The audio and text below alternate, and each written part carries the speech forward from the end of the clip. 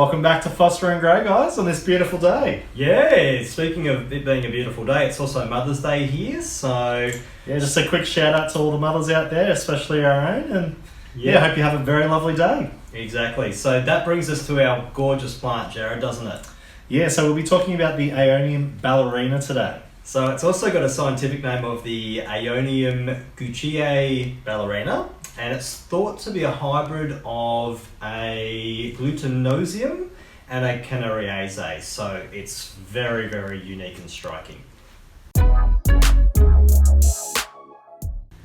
Yeah, so in terms of characteristics for the Aeonium Ballerina, one of the first things that you'll find is they get to about 20 centimetres tall. Yeah, that's about 8 inches. And also, further to that, they tend to have what you call a low growing habit, so they appear quite shrub-like.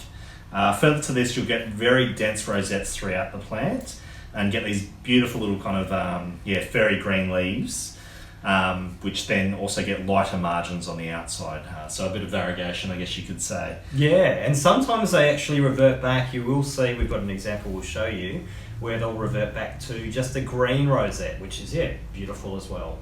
Any other interesting things? Yeah, so in terms of this plant, you also find that they get yellow flowers, but further to that, because it's an Aeonium, you will find that basically when that section of the plant flowers, because it's monocarpic, you will find that part of the plant dies back. So just bear that in mind. As long as you've got other stems and other rosettes coming out, you'll be fine, but just something to bear in mind. Yeah, so with the Ballerina, there are a couple of key things that you'll want to consider with its location. So these plants love to have a temperature range between 18 degrees Celsius and 24 degrees Celsius. So that's 65 degrees Fahrenheit to 75 degrees Fahrenheit? Yeah, so we've found that at either end of temperature ranges, which we get from -8 degrees Celsius up to about 40 degrees Celsius, the plant will definitely struggle. So as a result, Jared, we do a couple of things, don't we? Yeah, so we'll tend to keep these ones potted a lot of the time, just so we can easily move them around the garden. But further to that as well, you will want to put them in locations where you tend to get more morning light than filtered light generally in the afternoon. And just in terms of for winter for us, that's a very big consideration because we get a lot of frosts. We try to keep them either close to the eaves in our greenhouse or in our rockery. We also use rocks to help generate a little bit more they'll protection. create a thermal mass, and the plant, we're actually experimenting with that at the moment. We've got some actually in ground, and we'll let you know how they go in the future. The beautiful thing though is that you can have these plants indoors as well if you want, so you can enjoy them all year round. Now, in terms of plant care for the Aeonium Ballerinas, there's a couple of key considerations you want to make. So firstly, you'll want a well-draining soil. Further to this though, you'll find compared to other succulents that these guys actually can take just a little bit more water. So as a result, we tend to avoid the cacti succulent mixes, and what we actually go with is more of a sandy, kind of grittier mix, which just retains a little bit more water. Yep. Now, further to this, you'll want to do what you usually do in terms of checking the soil and checking the leaves in terms of your watering. And we've got further information on that on our other videos. But further to that, these guys will also do one other thing when they're not getting enough water, which is basically the leaves will start to roll up a little bit. Yeah, so as Jared's saying, that's the main concern for us in the summertime, is that the plants may not be getting enough water. So just check the soil and check the leaves, exactly what Jared was saying. What about in winter time, mate?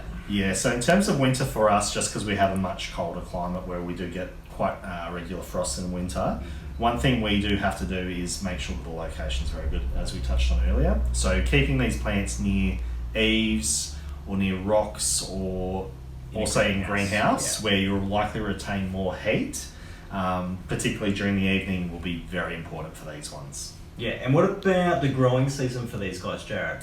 Yeah, so these guys will tend to grow more through winter to spring. And they're also what you call summer dormant. So if you are propagating, not an ideal time to do it with them. Yeah. So when it comes to propagation for the Ballerina, there is one main way that we would recommend you do it, and that is through a stem offset cutting. So we'll put a picture up above showing you what eventually happens. You'll let that actual stem callus over. which will take up to possibly a week, and then eventually you'll start to get roots off of the actual stem. And just for reference as well, guys, a lot of the ones we've got on the table here are actually yeah, propagated in that ones way. that we've propagated. Different Aeoniums, obviously, but yeah, same Exactly. One thing to be worried about with the Ballerina specifically is when the rosettes revert back to just the green colour, you will need to probably cut them out just so that the green doesn't take over the entire plant. So if you like the variegated nature like we do, we love that, make sure that you cut out the purely green ones. Feel free to propagate those, you'll have brand new plants, and that'll wrap it up for propagation.